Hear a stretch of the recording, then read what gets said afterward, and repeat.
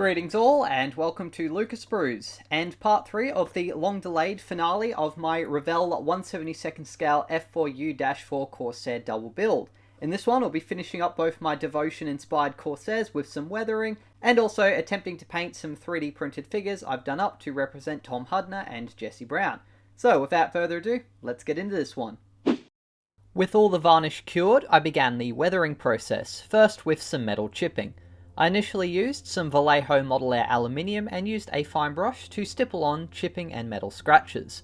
I make sure to dab most of the excess paint off the brush onto some paper towel so it's almost dry when I apply it onto the model, which helps ensure any scratches have sharp edges and the paint will not run out of control. I focus the metal chipping on the leading edges of the propeller blades, around the engine access panels, any hatches, the canopy sides, the tail hook, leading edge of the wing, and along the panel lines and footholds in the areas where pilots and mechanics would walk on, which regularly show a lot of metal chipping in reference photos.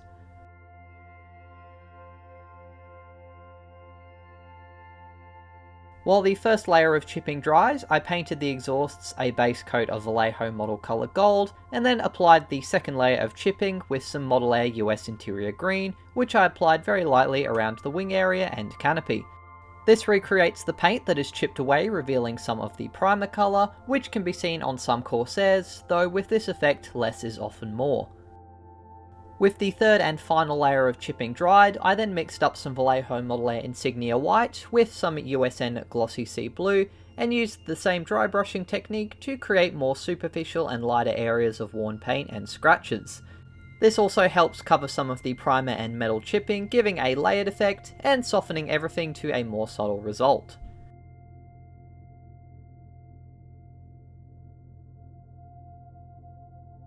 I gave the chipping a few minutes to dry, which is usually sufficient for acrylic paints, before moving on to applying a Tamiya Enamel Black panel wash. This was applied over the entire model to highlight the recessed details, as well as to add a subtle griminess to the panel lines, and especially on the engine and landing gear. I've seen some people use a grey or even a white wash on darker models like this, but I decided to stick with black as it seemed more realistic to me.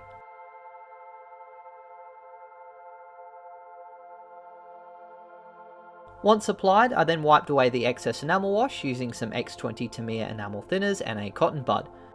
I also streaked the enamel wash and in some areas dabbed it, especially under the engine, for some subtle oil grime.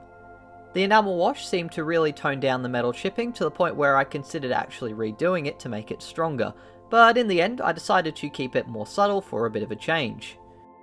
For some gun smoke and exhaust stains, I went with my current preferred method of using AK Interactive's Uptilong 502 oil paints, this time getting some white, flat earth, engine grime and black, and squeezing a bit of these colours onto some cardboard, and then letting some of the oil seep out of the paints for a few hours. They were then reactivated with some AK Interactive odorless thinners, and first of all I used black to brush on some gun smoke on the machine gun barrels and ejection ports, along with a base for the exhaust stains by dabbing them onto the exhausts and streaking them backwards, and a little bit on the wheel hubs to add some grime. Corsair exhaust stains seem to vary a lot in colours and intensity, and from my knowledge a lot of that is to do with the kind of missions they were flying. Generally, lighter colours with exhaust stains are the result of leaning the mixture to improve range and economy, and this seems to be what most Korean War Corsairs show in photos, which would make sense as they were flying longer, closer air support missions, or circling over areas for longer periods looking for targets, rather than dogfighting with a richer mixture of fuel and air for maximum performance. For a lighter brownish colour amongst the exhausts, I streaked in a little bit of the flat earth, and then I applied a lot more of the white.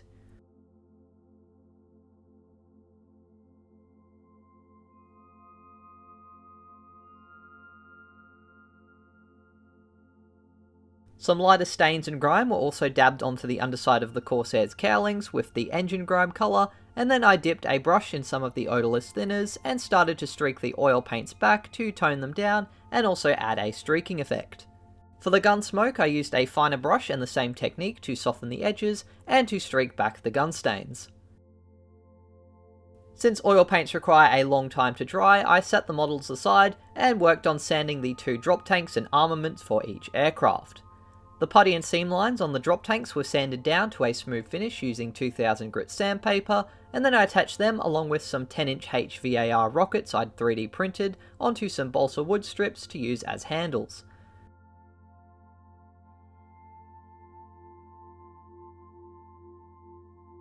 I wiped any dust from sanding off the drop tanks using a microfiber cloth, and then primed both the tanks and rockets with some Vallejo gloss black primer in several passes until they had a uniform gloss black finish. I gave the primer 12 hours to fully cure, before then spraying the drop tanks with Vallejo Model Air USN Glossy Sea Blue, while the rockets were sprayed with Vallejo Model Air Light Gull Grey. The airbrushed acrylics dry really quickly, so by the time I'd cleaned up and put away my airbrush, I could then move on to painting the details on the rockets.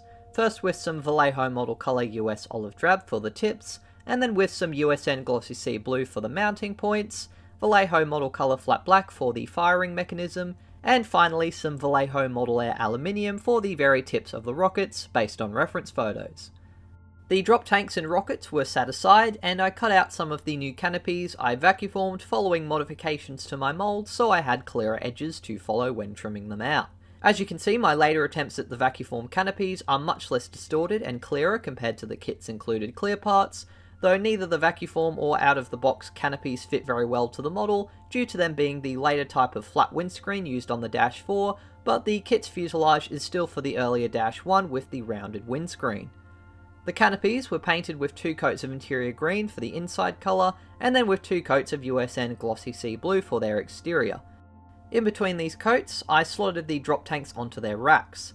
2 of the drop tanks fitted really snugly to the racks, but the others required a bit of blue tack so that I could put them on or take them off if I wanted. The rockets were removed from the balsa and then glued to the underside of the wings using some rocket odorless CA glue, and I tried to get them as straight as I possibly could. They went on pretty easy, and I think they make the Corsairs look a lot meaner. Once the canopies had been painted, I then used a cocktail stick to gently scratch away any mistakes or excess paint from them, and then I cut out the kit's included pitot tubes and antennas. Unfortunately, one of the pitot tubes snapped in half and was too fragile to fix, so for now one of my Corsair's pitot tubes is shorter, but I'll probably 3D print a new one at some point in the future. The antennas and tubes were glued to the model, and then I did some touch-ups on the rockets and picked out the lights, pitot tubes, and 3D printed cockpits mirrors with some Vallejo Model Air RLM01 silver. There are 3 recessed dots on the underside of each wingtip, which I believe are supposed to be the recognition lights, but they seem to be too far outboard for an F4U-4, and they should only be on the right side of the aircraft. For the left side, I only painted one of them to represent the landing light, which would be in a similar position.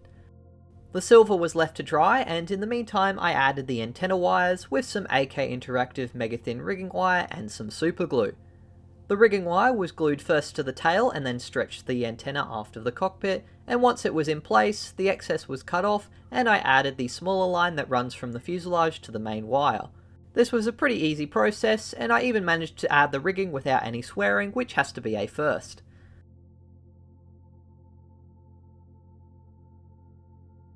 For the mirrors, I used rocket odorless CA glue to glue them to the inside of the canopy, since this glue doesn't fog up clear plastic, and I was really happy with the results.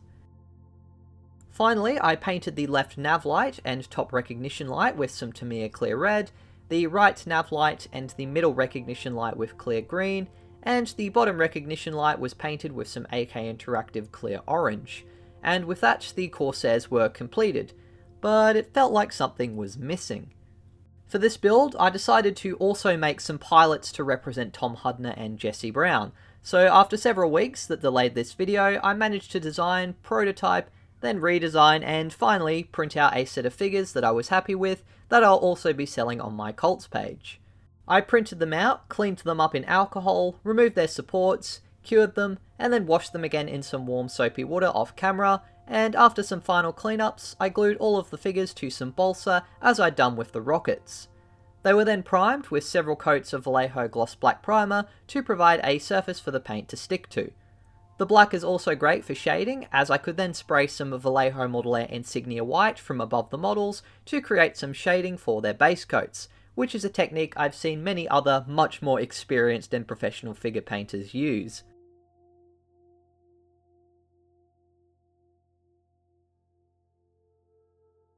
Once the highlights had dried, I then painted Tom's face, initially using a coat of Vallejo Model Colour Flat Flesh, which was thinned down heavily with water.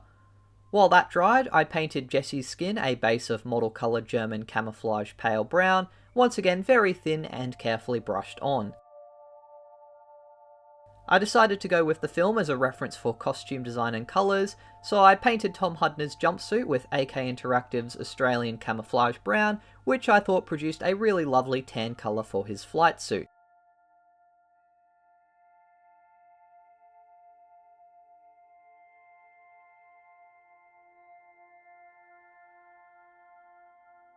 Jesse tends to sport the earlier green jumpsuits, so for this I used Vallejo Model Colour Olive Grey in much the same fashion.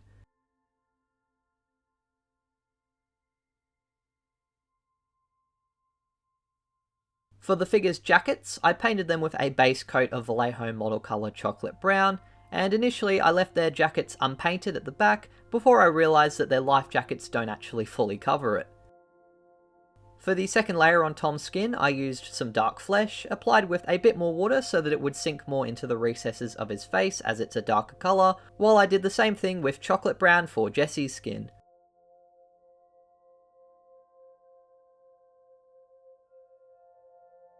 For the survival vests, I used my trick of painting anything I want yellow, first with a light pink, and once the pink had dried, I then painted them with Model Colour Flat Yellow in 2 coats.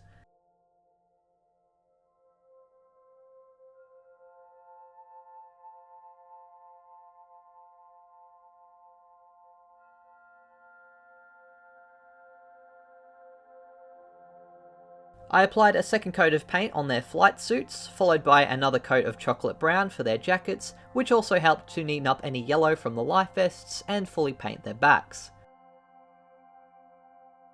I couldn't find very clear photos of their gloves, but in the end I went with AK Interactive Dunkel Grau for a dark, almost black kind of leather colour. All figures are wearing gloves, except for one of Tom's poses where he's also holding onto them.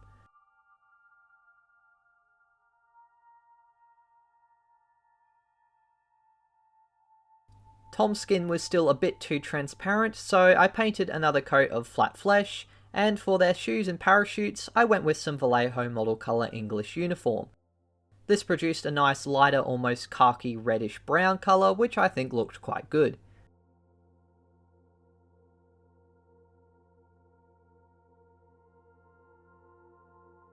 Some of the jackets were not fully yellow, so I ended up doing a third and final coat to make them a bit more solid, and with the clothing and skin done, I started picking out the finer details, such as their helmets with Vallejo Model Colour Flat White, and then did another coat of chocolate brown on their jackets, and English uniform on their shoes and parachutes. For their masks, I went with Model Colour Yellow Olivia, which is a nice darker green, and for their oxygen lines, I went with AK Interactive Russian 3BO Green, which is an even darker and slightly more grey green. The soles of their shoes were then picked out with Dunkel Grau, and while that dried, I did another coat of white on their helmets, and then neatened their shoes up with some of the English uniform brown. This colour was also used as the base for Tom's hair. The goggles on the helmets were then picked out with Vallejo Model Colour Flat Black very carefully using a fine brush. Initially, I painted the entire goggle with black, including the clear section. A third and final coat was applied onto their flying suits, and by that stage their goggles had dried, so I mixed some white with water to heavily dilute the paint, and then dabbed it onto the centre of each figure goggles, and let the capillary motion flow the paint into the recesses. This then left the black frames of the goggles visible since they're raised, and I repeated this process using some skin colour for one of the figures who has the goggles down. For a final highlight on Tom's skin before using some washes, I used Model Colour Light Flesh to dry brush his nose, cheeks and forehead, and once all of the paint was dry, I applied a black enamel wash over all of the figures, which would darken the recessed details on them, adding some shading. After the wash was applied, I used a cotton bud dipped in enamel thinners to gently dab away the excess wash from the raised areas, making the figures a lot less dark and further helping the wash to flow into just the gaps. The black wash looked really good on their clothing, but for human skin I tend to prefer a brown wash to make the flesh look a little bit lighter and more living.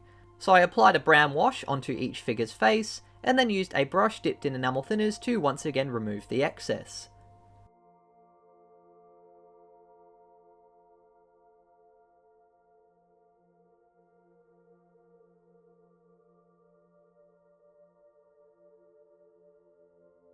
I let the enamel wash dry for a few hours before doing a final bit of highlighting with model colour basic skin tone for Tom, once again dry brushing his raised facial features, and for Jesse I used a German camouflage pale brown for the same effect.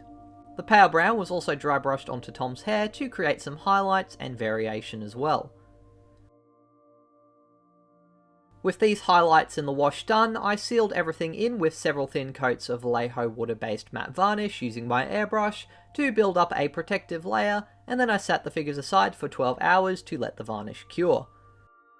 I felt like their jackets still looked really dull, so I applied a heavily diluted coat of Vallejo model colour saddle brown onto them to add a subtle redness to the leather, and once that had dried, I then added some heavy highlights to simulate light and some wear on their jackets by dry brushing white and German pale camouflage brown mixed together.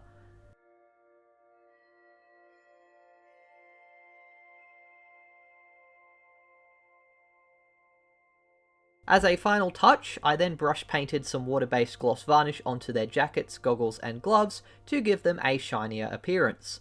This worked really well on the goggles, but maybe a satin varnish would have been better on the jackets.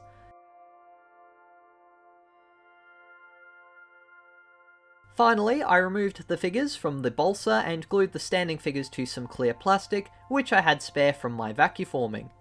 And with that, my Devotion Builds Corsairs and figures were finally completed. And here you can see the finished result. So the Revell Corsair definitely has some shortcomings, many of which come from sharing the tooling with their earlier -1A release, and this leads to issues like an inaccurate cockpit, the missing step in the right flap, and the incorrectly shaped windscreen area for the -4. On top of that, there was a fair bit of flashing to clean up, and some areas, especially the cowling and fuselage, needed quite a bit of persuading to fit properly.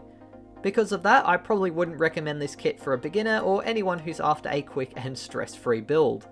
There are also some subtle inaccuracies like slightly oversized exhausts, which are fairly easy to fix, and I'm sure I've missed a few others, so if you're a Corsair expert, feel free to point some of them out in the comments. The included armament is a bit limited with just 2 drop tanks and 2 bombs, which I think's a bit disappointing considering the -4's reputation, especially in Korea, as a real bomb and rocket truck. That said, the kit's single scheme represents a training unit, so it's not entirely out of place. Personally, I'm glad though that I designed and printed my own cockpit and rockets to bring it up an extra notch. In terms of these 2 builds, I'm especially happy with how the cockpits turned out, and I really hope others enjoy using it as much as I did if they download it. I'm so glad I can create figures now to make up for modern kits' tendencies to leave them out, and they really add a lot of life to these aircraft, so that's something I'll definitely be doing more in future builds. They fit quite nicely into the cockpit since they were designed around it, although it's definitely easier to install them before closing up the fuselage halves rather than after. This kit was my first attempt at airbrushing a late World War II style glossy sea blue finish, so I'm pretty happy with the results, but I'd love any tips to improve for future builds, especially with my McDonald Banshee, Grumman Panther and some more Corsair builds coming up. The weathering is probably a bit on the subtle side for a Korean War Corsair, particularly for aircraft like WWII 205, which, according to Pacific Recs, was actually built in the June of 1945, just barely missing combat in World War II when it arrived at its first post with VF-19 in September. Both Corsairs had likely seen a fair amount of service by the time of the Korean War, although on the other hand, they would have also been overhauled several times and repainted. Honestly, I quite like the cleaner, slightly shiny look for both of these aircraft, though the Vallejo glossy blue and gloss coat came out a bit duller than I actually expected they would. My custom decals from Laser Shark Designs performed really well, so I'll definitely be printing with them again in the future. In hindsight though, I should have designed a white backing layer to make the red on the roundels pop more, and also trimmed more of the carrier film away, but those are lessons I'll definitely apply in future builds. The Revell F4U-4 Corsair is a decent kit, but it's definitely not the best Corsair around. It takes some extra work to get the most out of it, though at the moment it seems to be one of the few relatively modern options for the later variants of Corsair. The Italeri kit is another option which I'd really love to pick up and have a look at some point, and compare to this one in a future video. It would be great to see a company like Tamiya or even Hobby Boss release a more refined and accurate Dash 4, but for now, this kit still produces a solid result, and I'd be open to building it again at some point in the future. Thank you very much for watching this video. I do hope you enjoyed it and got something out of it. If you did, please be sure to leave a like and subscribe to the channel, as it really helps out, and feel free to leave any friendly advice for myself or other model makers in the comments below. A massive shout out to my wonderful patrons for helping me to fund buying these kits and the products I use to make them, as well as the time I put into these videos. If you want to help support my channel financially, I'll leave a link to my Patreon in the description below, as well as to my Cults page where you can buy the STL files I've designed for both the cockpit and the figures in this build. The next build series I'll be doing will be on the Airfix LVT4 Buffalo, so stay tuned for the first part of that coming out sometime next week. That's it for now, but until the next video, as always, take care and model on.